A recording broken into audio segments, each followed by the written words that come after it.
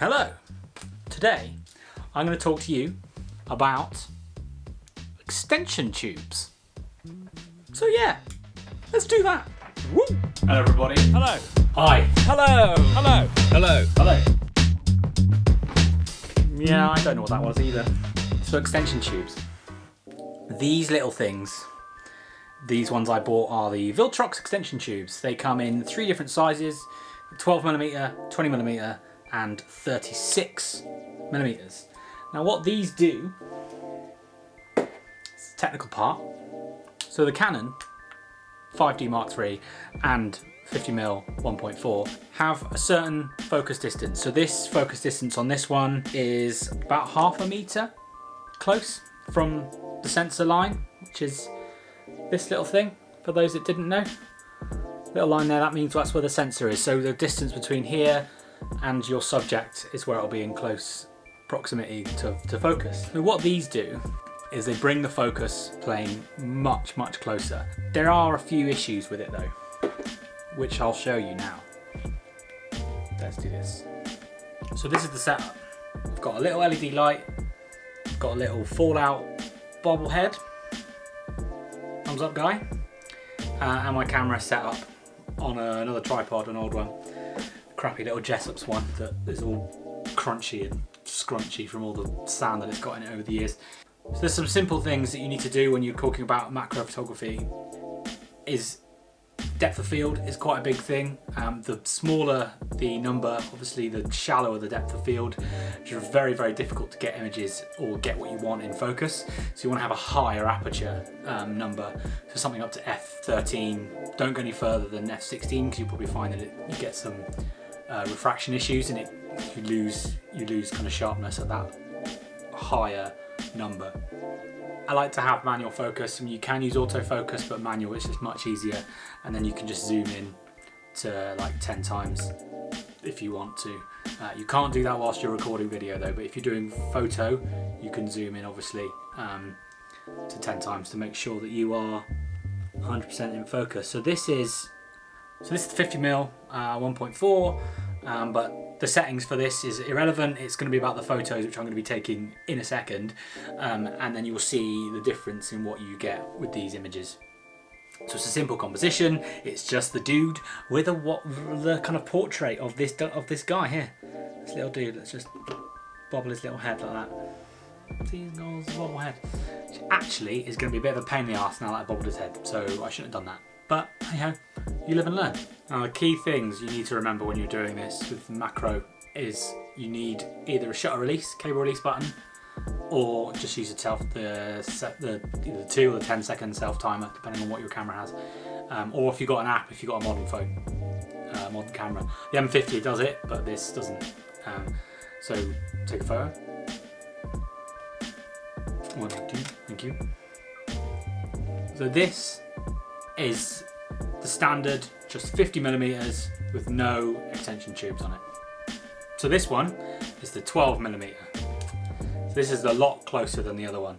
So one thing we might find is that actually we may not even be able to see the image. So if we focus, you might find that I can't actually focus on this lens. So what you need to do in essence is move the subject closer, because the closest focus point has moved closer to the lens, meaning you can get a lot more magnification. So we move him forward, adjusting the light as we go. You see, moving him forward. In fact, that's the close. That's how close he is. There we go. Let's just move that down and you can see it a little bit easier. And then just micro adjustments with the actual focus, but this is set to infinity, so this is the close furthest it's going to focus at. If he was a little bit closer, you have some fine adjustments with this.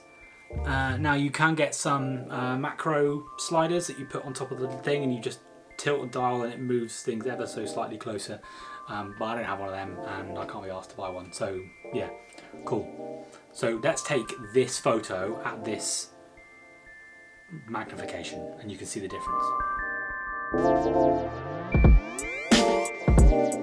So now we've got the 22. So let's see what this one looks like. This is much closer, this one. So now I'm gonna have to move this dude even closer. Adjust the camera yet again. Might even have to move that. Yeah, so that is set as closest that this is gonna go. Again, micro adjustments with that. So let's take that photograph.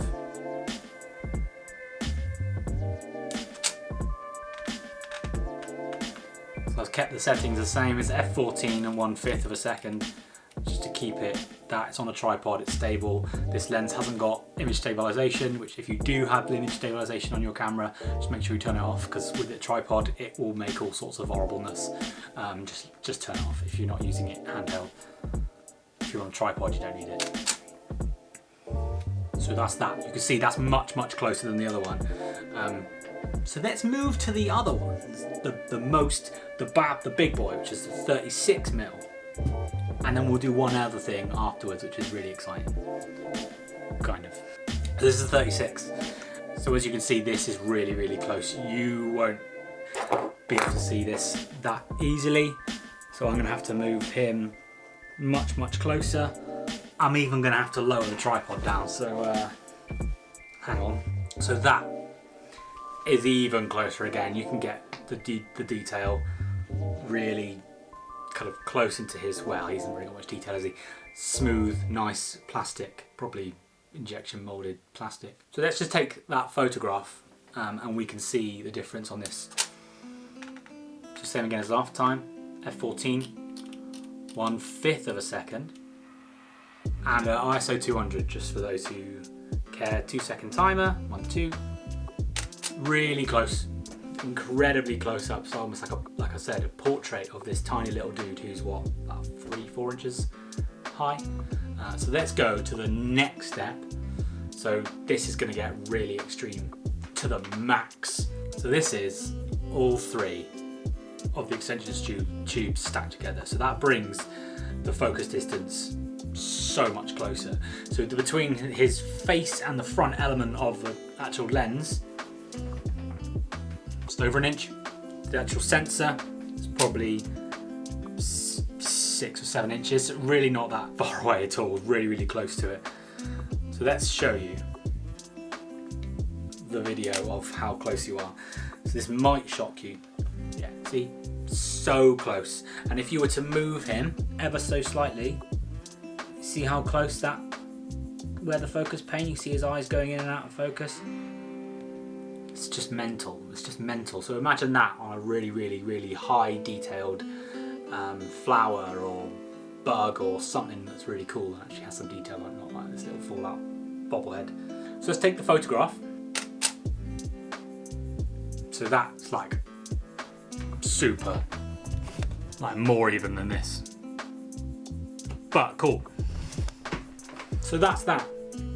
Now I'm sure there's much more science when it comes involved with the extension tubes, but that is basically the long and short of the extension tubes. So those photos are going to go onto my Instagram at Vips Creative. Just a subtle plug there. So yeah, so you can see them in detail. They're not the best macro shots.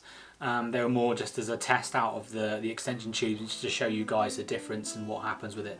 So yeah, thank you for watching, and I hope this was interesting for you. I've got some more videos planned coming up, and I hope you enjoyed my last one about the little Canon M50, which I'm recording this on, and obviously this is the Canon 5D Mark III.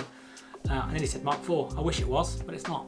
And don't forget, like, subscribe, and do a little ring-a-ding-ding, and then you can get notified when I post a new video. Would be really appreciated.